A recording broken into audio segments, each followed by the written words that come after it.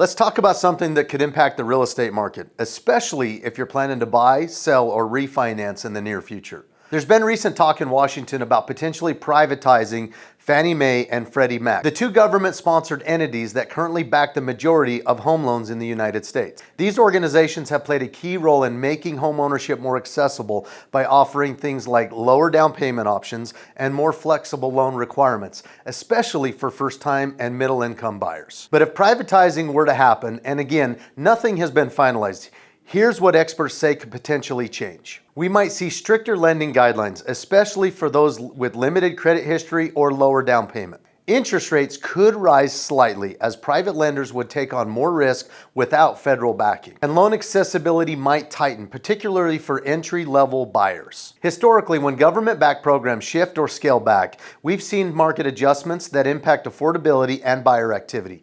But again, none of this is guaranteed. It's just something to watch.